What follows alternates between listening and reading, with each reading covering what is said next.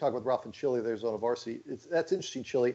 I think the side of it is, could you start the season at conference play, meaning the games in August, the 0 weeks are gone, the early weeks of September. If you said, okay, the heat, which is supposedly going to kill this virus off, we just simply don't know.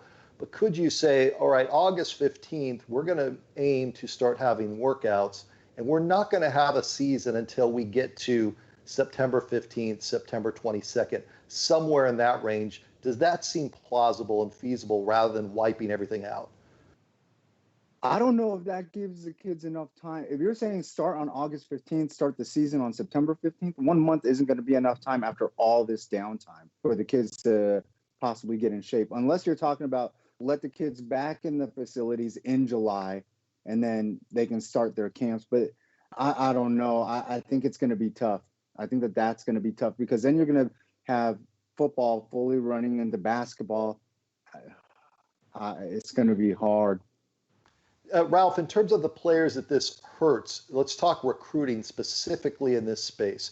We've already seen a lot of kids commit, which is not odd or strange. It's becoming earlier and earlier. But this class of this coming December, class of 2020, a lot of guys have already said, this is where I'm going, this is where I'm pledging, without even playing their senior season. Does not having spring football, does not having sevens, does not having passing league, does not having all the stuff that happens in June, does it hurt this year's class? Yes and no. Yes, from a point of people might not end up in the place that is the best fit for them. Some of these kids are committing early and treating these open scholarship spots like they're rolls of toilet paper at the grocery store. You might not get your brand, but you just want to make sure you get yours, right? And so you're seeing a lot of kids sort of jump the gun and maybe they don't end up in the best situation for them. I think along the line, we'll see that with an even wilder transfer market than we have today. At the same time, I don't think it will be that big of an issue. Guys like Chili and I, Cody Cameron, Alex Simpson, we're not going to let it.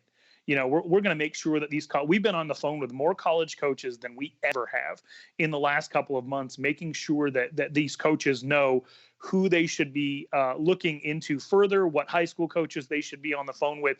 These college coaches, they have nothing but downtime. They're over recruiting. More offers have come from University of Nevada and University of New Mexico and Fresno State and all these Mountain West schools into the state of Arizona than the last 5 years combined. And that's just for the class of 2020.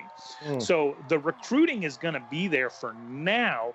I do wonder what the impact will be maybe on the class of 2021, because those are a lot of the kids that we haven't necessarily seen develop yet. So we can't pick up the phone, call a college coach and say, hey, this person's worth looking at, because the only thing we've ever seen them do is be in T-shirts and shorts.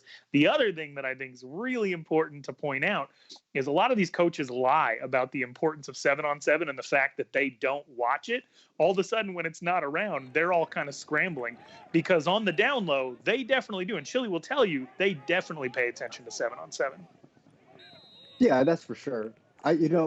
Like Ralph said, we've been talking to a whole bunch of college coaches, and I think the unique situation that I find myself in is I have a whole bunch more college coaches hitting me up because I'm like one of the only ones that have seen a lot of these kids play because they played as freshmen. So like this 22, 23 class, like, standout player like Ridge Dutchakall from Saguaro.